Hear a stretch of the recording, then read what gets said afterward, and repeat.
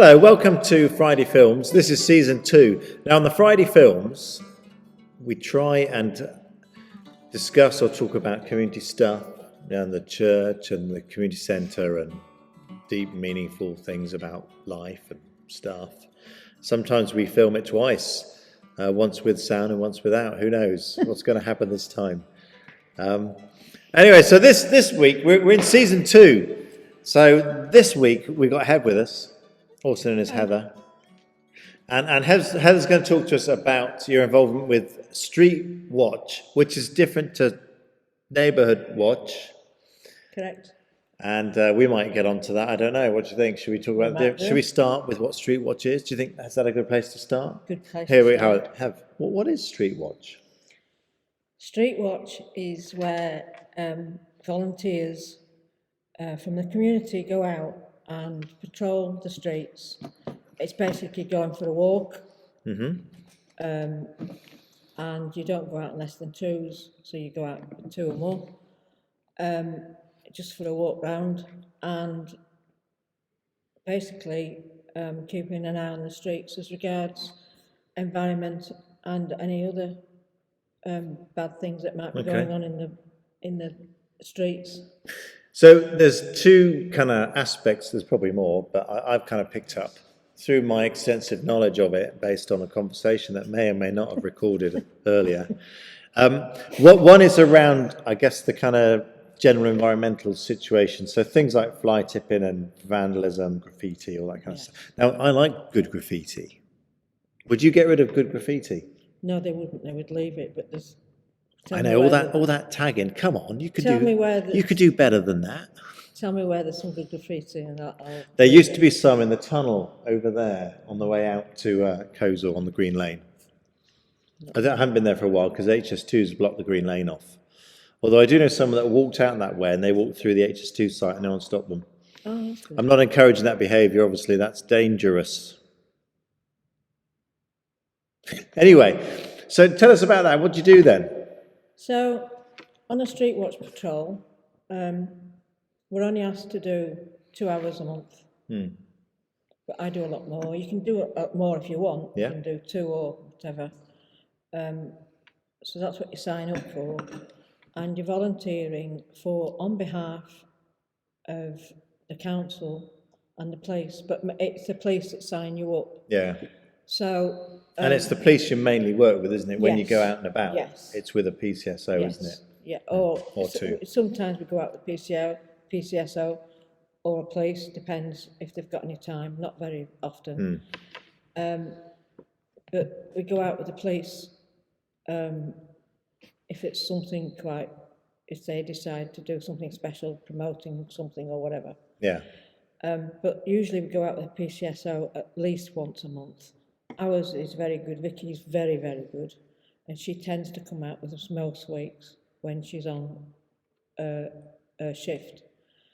Or one of the other PCSOs if they're kicking about. But she's responsible for us. So we'll go out on patrol. We will look for things like graffiti, as you've already mentioned, broken glass and fly tipping, anything like that. And if we find something, we will then report it through a Fix My Street app. Oh, yes.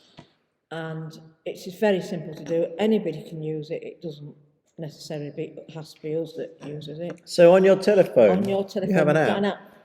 And you can just report it anonymously or non-anonymously. You can do it either. Anomaly. You can do it either. That's good. And anyone can do that? Yes. That's got a phone. Oh, I've got a phone. Okay. So that's good.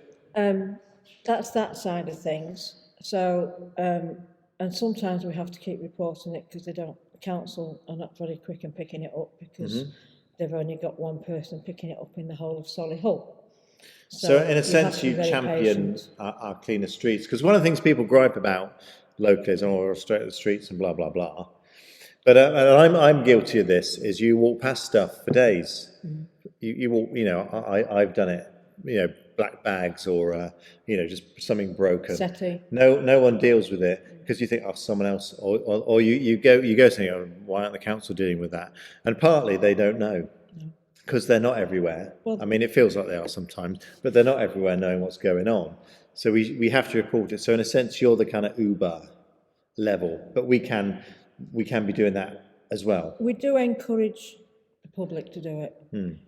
Quite often they'll come out and say what you're doing, why, who are you, and we'll actually say to them, well, if you've had this settee sitting outside your house for how many weeks, you can actually report it yourself. So if you see something else, and tell them how to do it. Yeah. And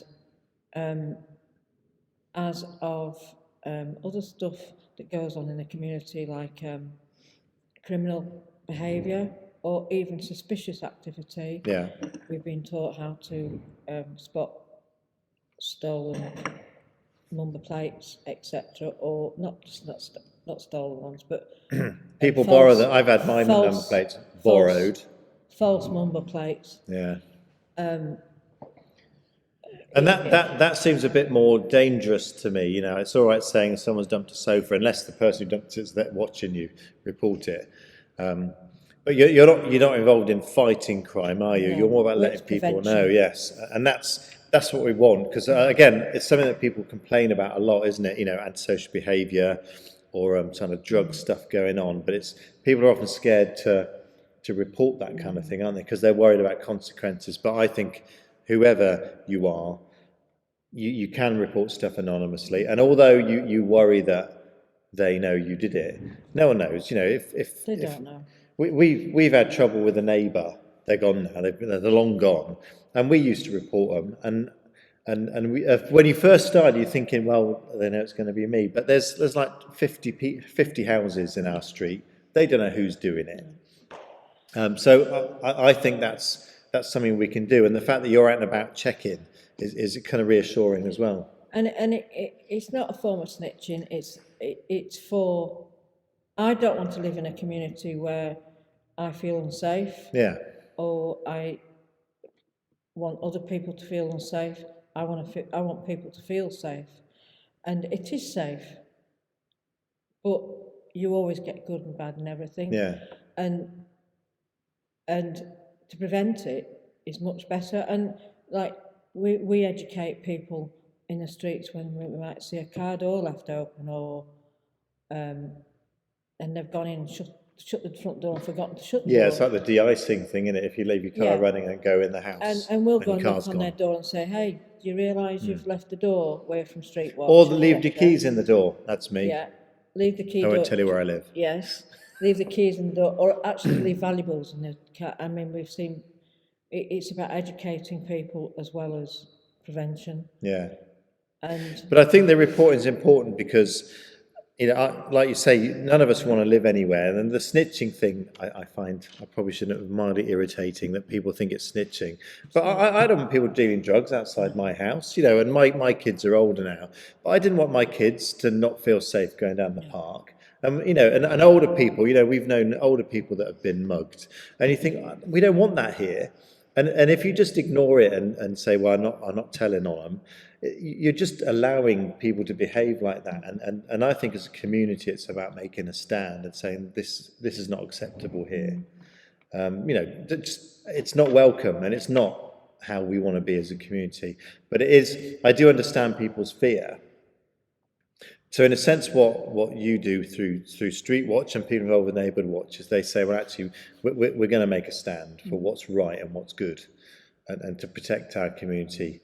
Because, like you say, no one wants to live somewhere that's covered in graffiti, broken stuff, and where there's sort of crime or antisocial behaviour going on. We've got to make a stand, haven't we? And it's also showing you're not just out there reporting people. You're not just out there reporting children or whatever. You're out there being amongst them, and some children come up and speak to us, and we've even rescued a little girl that was on her own. It's about just showing that love out there. Yeah. That quite often Street Watch gets a bad name for itself because you're the snitch, but it's not like that at all. And Well, no, you're not. You're being the eyes and ears of the community yeah, and looking out. I mean, we've had, obviously, as well as you well know, we have cycles of antisocial behaviour here. What seems to be the pattern, and all the kids think they're unique and original every time around, is you get a little gang of kids that think it's hilarious to cause trouble here and kind of intimidate or distress people using the centre. And often it's either kids groups or older people's groups that are going on. And we always report it, and because we're thinking this isn't how we want it to be, and partly we get worried because you get a larger group, and there's usually only one or two kids that actually really want to cause trouble, but other kids get drawn into it, and if you just let them carry on, they just start thinking this is normal, and actually, they don't really want the grief. And we've found we've built relationships in the past with some of the younger people that have been involved with, and we've seen them to go on and kind of straighten their lives out. We're not asking for perfect behaviour, but it's actually there are boundaries within a community about us looking out for one another because we're all in this together, aren't we? and also so we go out in twos, and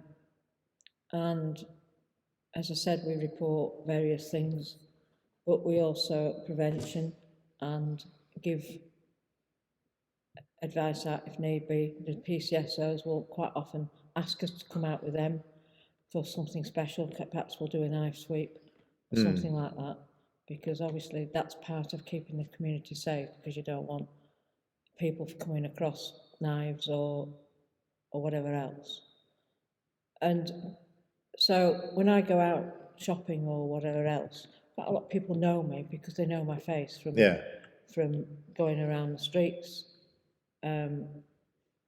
with other Street Watch members, and it's